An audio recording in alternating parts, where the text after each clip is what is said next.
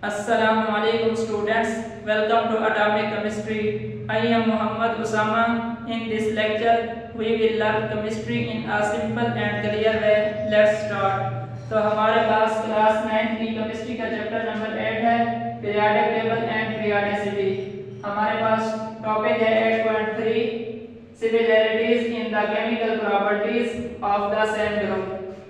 Periodic table के अंदर किसी एक ग्रुप के अंदर मौजूद तमाम एलिमेंट्स की कौन सी प्रॉपर्टीज जो हैं वो एक दूसरे से कॉमन होती हैं, ये हमने आज स्टडी करना है। हमारा लेक्चर नंबर 3 है। ये दो तरह की प्रॉपर्टीज होती हैं, एक होती है केमिकल प्रॉपर्टीज, दूसरी होती है फिजिकल प्रॉपर्टीज।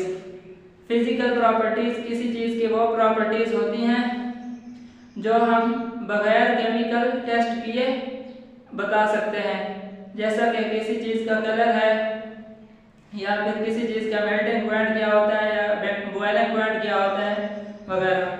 इसी तरह से केमिकल प्रॉपर्टीज क्या होती हैं। Chemical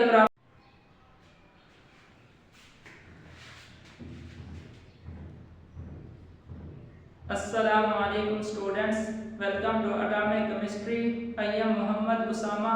In this lecture, we will learn chemistry in a simple and clear way. Let's start. तो हमारे पास क्लास 9 की केमिस्ट्री का चैप्टर नंबर 8 है, पीरियोडिक टेबल एंड पीरियोडिसिटी। हमारे पास टॉपिक नंबर 8.3 है, similarities in the chemical properties of the same group.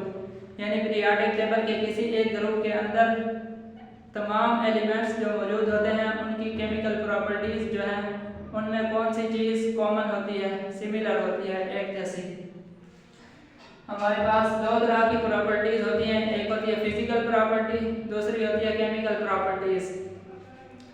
Physical properties किसी चीज़ का colour, density, उसका melting point and boiling point होता है। और इसी तरह से केमिकल प्रॉपर्टीज हम के लिए हमें एक प्रॉपर टेस्ट करना पड़ता है, जैसा कि किसी चीज़ का किसी एलिमेंट का रिएक्शन है, अगर कोई chemical. Assalamualaikum students, welcome to Atomic Chemistry. I am Muhammad Usama. In this lecture, we will learn chemistry in a simple and clear way. Let's start. तो हमारे पास क्लास 9 की केमिस्ट्री का चैप्टर नंबर 8 है, periodic table and periodicity. हमारे पास topic है 8.3 similarities in the chemical properties of the same group. Periodic table के अंदर किसी एक ग्रुप के अंदर मौजूद तमाम एलिमेंट्स की कौन सी प्रॉपर्टीज जो हैं वो एक दूसरे से कॉमन होती हैं, ये हमने आज स्टडी करना है। हमारा लेक्चर नंबर 3 है। ये दो तरह की प्रॉपर्टीज होती हैं, एक होती है केमिकल प्रॉपर्टीज, दूसरी होती है फिजिकल प्रॉपर्टीज। फिजिकल प्रॉपर्टीज किसी चीज़ की वो प्रॉपर्टीज होती हैं जो हम बगैर केमिकल टेस्ट किए बता सकते हैं, जैसा कि किसी चीज़ का कलर है या फिर किसी चीज़ का मेल्टिंग पॉइंट क्या होता है या बॉइलिंग पॉइंट क्या होता है वगैरह। इसी तरह से केमिकल प्रॉपर्टीज क्या होती हैं। केमिकल प्रॉपर्टीज के लिए हमें उस चीज़ का एक प्रॉपर टेस्ट करना ज़रूरी होता है। केमिकल प्रॉपर्टीज के लिए हमें एक प्रॉपर टेस्ट करना पड़ता है, जैसा कि कौन सा एलिमेंट जो है वो फास्टर रिएक्शन शो करता है या स्लो रिएक्शन शो करता है, उसके लिए हमें सबसे पहले एक केमिकल टेस्ट करना होता है। तो हम पढ़ेंगे केमिकल प्रॉपर्टीज। जो केमिकल प्रॉपर्टीज होती हैं किसी भी एलिमेंट की, वो डिपेंड करती हैं दो चीज़ों पर। पहले नंबर पर number of electron in the outermost shell, कि किसी एक एलिमेंट के अंदर उसके आउटर मोस्ट शेल में कितने इलेक्ट्रॉन मौजूद हैं, इस चीज़ की बिना पर उसकी केमिकल प्रॉपर्टीज का फैसला किया जाता है। दूसरे नंबर पर है इलेक्ट्रॉनिक कॉन्फ़िगरेशन। इलेक्ट्रॉनिक कॉन्फ़िगरेशन जो है वो दो तरह से होती है, एक शेल के अंदर और दूसरी सब शेल के अंदर। और हमें आउटर मोस्ट शेल में इलेक्ट्रॉन की तादाद जो है वो बगैर इलेक्ट्रॉनिक कॉन्फ़िगरेशन के पता नहीं चल सकती, इसलिए इलेक्ट्रॉनिक कॉन्फ़िगरेशन किसी भी एलिमेंट की ज़रूरी होती है। इलेक्ट्रॉनिक कॉन्फ़िगरेशन की बुनियाद पर ही हम मालूम कर सकते हैं कि एक एलिमेंट के अंदर कितने इलेक्ट्रॉन मौजूद हैं, आया एक है या दो है या 6 हैं 7 हैं वगैरह वगैरह। उसके बाद है हमारे पास सेकंड नंबर पर इलेक्ट्रोपॉजिटिव मेटल।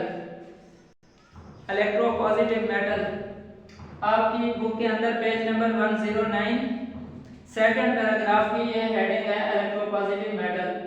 ग्रुप 1 को कहा जाता है electropositive metal. Group 1 elements have one electron in outermost shell and ability to lose one electron। Group 1 के जितने भी एलिमेंट्स हैं उनके आउटर मोस्ट शेल में एक इलेक्ट्रॉन जो है वो मौजूद होता है और वो सलाहियत रखते हैं कि अपना एक इलेक्ट्रॉन लूज कर दें। क्यों? क्योंकि हर चीज़ हमेशा स्टेबिलिटी की तरफ भागती है और जो फर्स्ट ग्रुप के तमाम एलिमेंट्स हैं उन्होंने अपना ऑक्टेट कंप्लीट करना होता है। उन्हें अपना ऑक्टेट कंप्लीट करने के लिए अब मज़ीद इलेक्ट्रॉन तो नहीं मिल सकते, इसलिए जो उनके आउटर मोस्ट शेल में एक इलेक्ट्रॉन है वो अपना इलेक्ट्रॉन लूज कर देते हैं। देखते हैं हमारे पास सबसे पहले है हाइड्रोजन ग्रुप 1 का element, lithium, sodium, potassium, rubidium, caesium and francium. तो आप देखें इसमें अगर हम हाइड्रोजन में से एक इलेक्ट्रॉन जो लूज कर दें तो क्या बन जाएगा H पॉजिटिव। इसी तरह से लिथियम पॉजिटिव, यानी कि इन पर एक पॉजिटिव चार्ज आ जाता है, इसलिए हम इनको कहते हैं इलेक्ट्रोपॉजिटिव। ये इलेक्ट्रिकली पॉजिटिव होते हैं। कौन से? ग्रुप 1 के elements.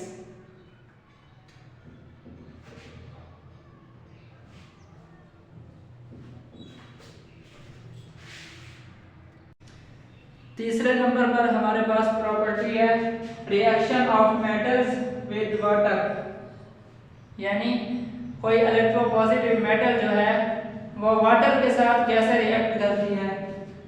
Electropositive metal react with water vigorously, यानी जैसे ही किसी इलेक्ट्रोपॉजिटिव मेटल का वाटर के साथ रिएक्शन होता है तो विगोरस होता है, फौरन से एक धमाका फेज, हल्का सा धमाका होता है और फास्ट रिएक्शन होता है।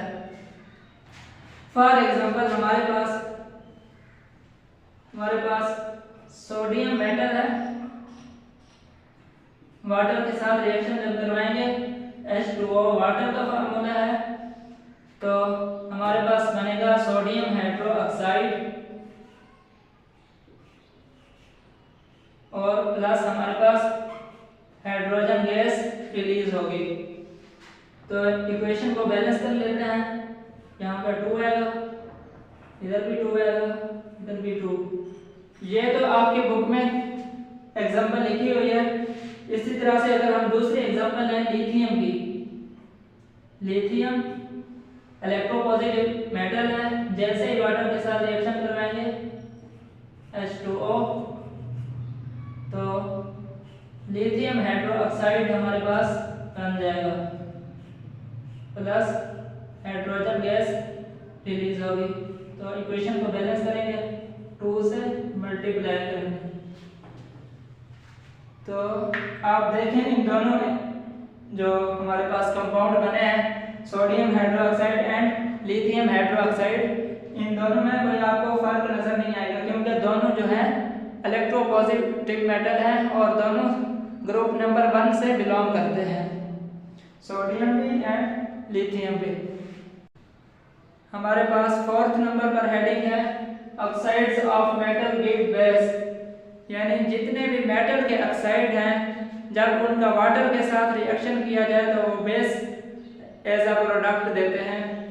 फॉर एग्जांपल हमारे पास एक ऑक्साइड है सोडियम ऑक्साइड Na2O, तो जब उसका वाटर मॉलिक्यूल के साथ रिएक्शन करवाया जाए H2O के साथ तो हमारे पास प्रोडक्ट बनेगा NaOH।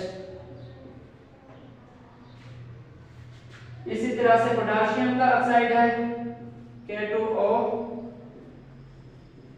जब वाटर मॉलिक्यूल के साथ रिएक्शन करवाया जाए तो हमारे पास प्रोडक्ट बनेगा KOH यानी पोटाशियम हाइड्रोक्साइड।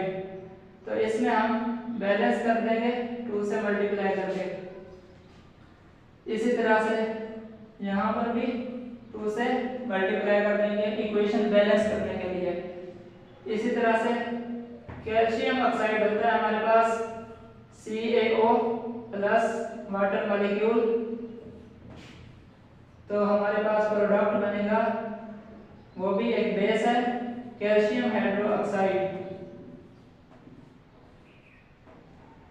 यह हमारे पास एक बेस है, यानी reaction of alkali metal with halogen, यानी जो अल्कली मेटल है यानी कि फर्स्ट ग्रुप के जितने भी एलिमेंट्स हैं सिवाय हाइड्रोजन के, वो सारे के सारे क्या होते हैं, अल्कली मेटल होते हैं। जैसा कि हमारे पास पहले नंबर पर है lithium, sodium, potassium, rubidium, caesium, francium. तो जब उनका हम हैलोजन के साथ रिएक्शन करवाते हैं, हैलोजन कौन से होते हैं एलिमेंट्स, ग्रुप नंबर 17 के जो पीरियोडिक टेबल में ग्रुप नंबर 17 के एलिमेंट्स को हैलोजन कहते हैं। Fluorine, chlorine, bromine and iodine. इनके साथ जब अल्कली मेटल का रिएक्शन करवाया जाए तो हमारे पास जो प्रोडक्ट बनता है उसे क्या कहते हैं, हैलोजन। सॉल्ट, हेलो मतलब सॉल्ट, जन मतलब प्रोड्यूसर, यानी सॉल्ट प्रोड्यूसर। आइए रिएक्शन देखते हैं। सोडियम मेटल है प्लस Cl2, तो हमारे पास प्रोडक्ट बनेगा NaCl। ये एक टेबल सॉल्ट है जिसे हम घरों में भी इस्तेमाल करते हैं NaCl। तो हम इसको बैलेंस करने के लिए 2 लिख देंगे और सोडियम के साथ भी 2 लिख देंगे। अब हम डिस्कस करेंगे ग्रुप नंबर 2 की प्रॉपर्टीज को। सेकेंड ग्रुप के जितने भी एलिमेंट्स हैं उनके वैलेंस शेल में 2 इलेक्ट्रॉन मौजूद होते हैं और सेकेंड ग्रुप को अल्कलाइन अर्थ मेटल भी कहा जाता है। Alkaline earth metal. और चूंकि इन एलिमेंट्स के, इस ग्रुप के तमाम एलिमेंट्स के वैलेंस शेल में 2 इलेक्ट्रॉन होते हैं और ये अपने इलेक्ट्रॉन जो है वो लूज कर देते हैं, तो इन पर पॉजिटिव 2 चार्ज आ जाता है, जिसे कहते हैं डाई पॉजिटिव चार्ज। जैसा कि बेरिलियम की बात करें 2 पॉजिटिव, इसी तरह से कैल्शियम 2 पॉजिटिव यानी डाई पॉजिटिव। अब हमारे पास ग्रुप नंबर 16 की प्रॉपर्टीज हैं। ग्रुप नंबर 16 के जो वैलेंस शेल में तमाम एलिमेंट्स के वैलेंस शेल में 6 इलेक्ट्रॉन मौजूद होते हैं और उन्हें अपना ऑक्टेट कंप्लीट करने के लिए 2 इलेक्ट्रॉन की ज़रूरत होती है। सबसे पहले है हमारे पास oxygen, sulphur, selenium, tellurium and polonium. तो चूंकि इन एलिमेंट्स को 2 इलेक्ट्रॉन की ज़रूरत है, ये 2 इलेक्ट्रॉन गेन करेंगे, इसलिए इन पर 2 नेगेटिव चार्ज आ जाता है इलेक्ट्रॉन गेन करने के बाद, यानी डाई नेगेटिव।